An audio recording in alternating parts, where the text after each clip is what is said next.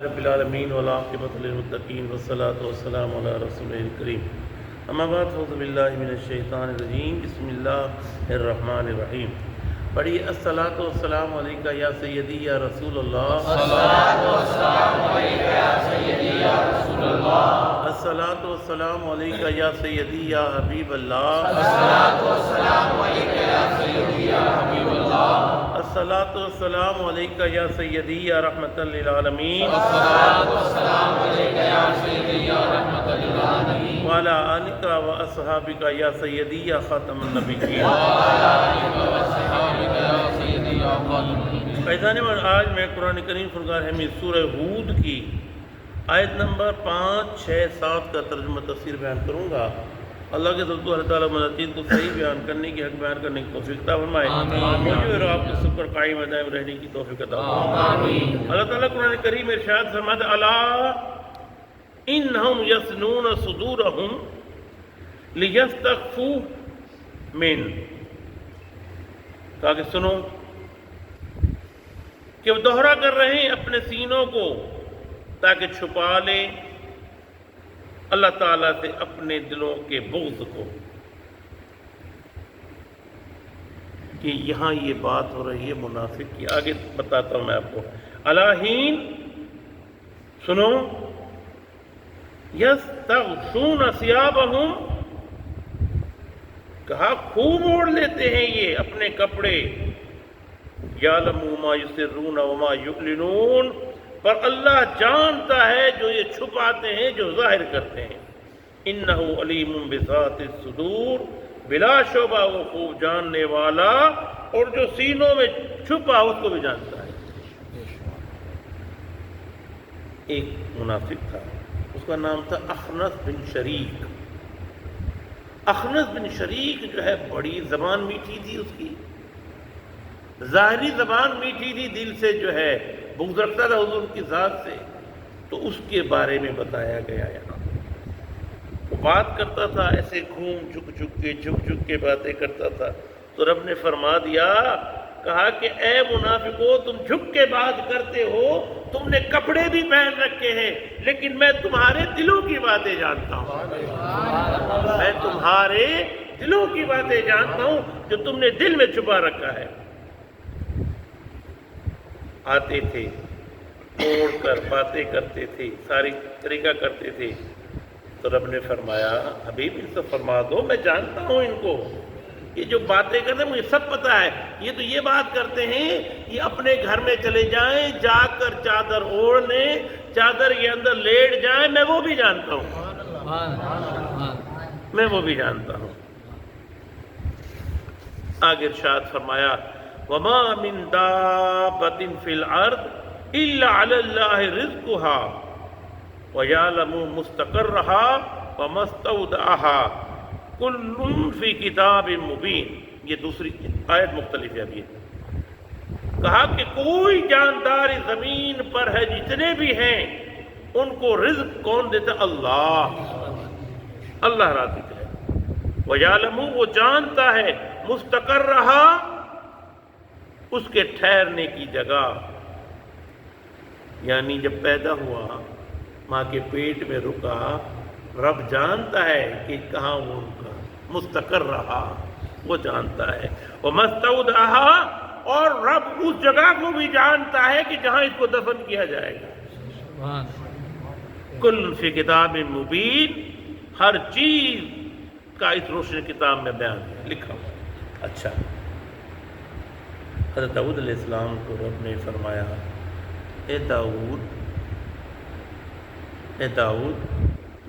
تو دیکھ، پتھر کو دیکھ، پتھر کے اندر دیکھ، اندر چونٹی بیٹھی ہے، اس کے منہ میں رزق ہے، کس نے دیا؟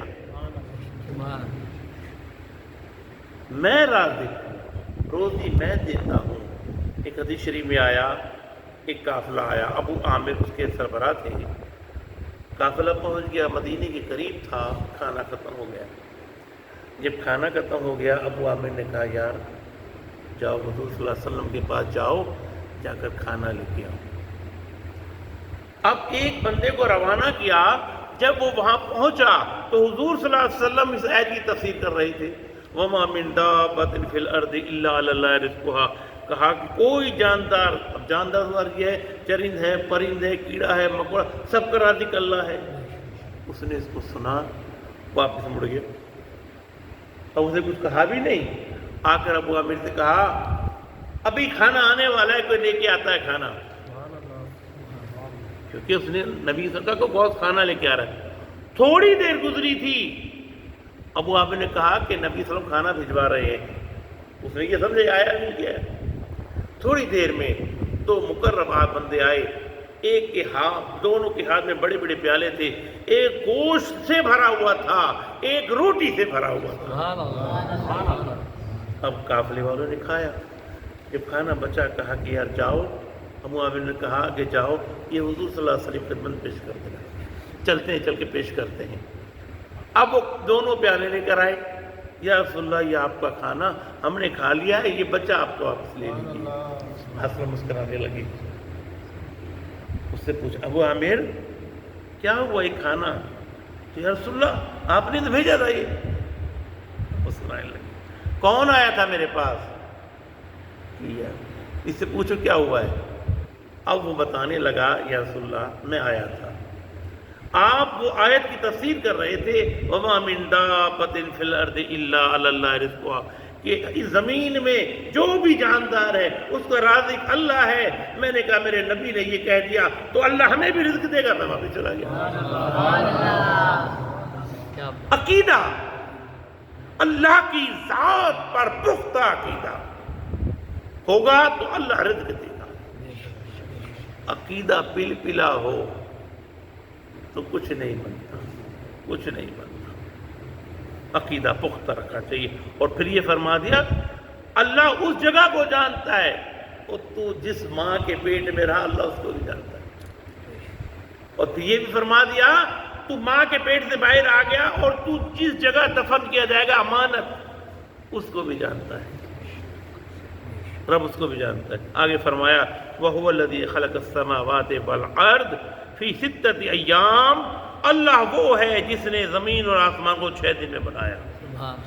وَكَانَ عَرْشُهَا عَلَى الْمَاءِ، سب سے پہلے اس کا عرش کہاں تھا پتہ ہے؟ زمین پہ نہیں تھا، پانی پہ تھا۔ عَلَى الْمَاءِ، پانی پہ تھا اس کا عرش، اللہ کا عرش پانی پہ تھا۔ پہلے خشکی نہیں تھی، چاروں طرف پانی ہی پانی تھا، چاروں طرف پانی ہی پانی تھا۔ رب نے جب بنایا زمین اور آسمان کو تو اللہ نے خشکی کو بنایا، پھر اللہ نے خشکی کو بنایا ہے۔ پہلے پانی ہی پانی تھا، سارا سمندر ہی سمندر تھا چاروں طرف۔ آگے فرمایا لِيَبْلُوَكُمْ أَيُّكُمْ أَحْسَنُ عَمَلًا، اگر تمہیں آزمائے گا اللہ تعالیٰ جو تم اچھے عمل کرو گے۔ اب زمین بنا دی، زمین پہ مخلوق آ گئی، مخلوق کو پیدا کر دیا، پیدا کرنے کے بعد مخلوق کو کس لیے پیدا کیا کہ تم نیک عمل کر، جب نیک عمل کرے گا آزمایا جائے گا۔ وَلَئِن قُلْتَ إِنَّكُمْ مَبْعُوثُونَ مِن بَعْدِ الْمَوْتِ، آپ کا یقیناً تم اٹھائے جاؤ گے بعد موت کے۔ پھر فرمایا رب وہ ہے جب تم مر کر مستودع زمین میں آ جاؤ گے، جہاں دفن کیے جاؤ گے، وہاں سے پھر اٹھائے گا، وہاں سے پھر تمہیں اٹھائے گا وہ۔ لَيَقُولَنَّ الَّذِينَ كَفَرُوا إِنْ هَذَا إِلَّا سِحْرٌ مُبِينٌ، اور اس دن وہ کافر وہی کہیں گے یہ جادو ہے، کافر پھر یہی کہیں گے یہ جادو ہے۔ عمل کرنے کی توفیق عطا فرمائے۔ وما علینا الا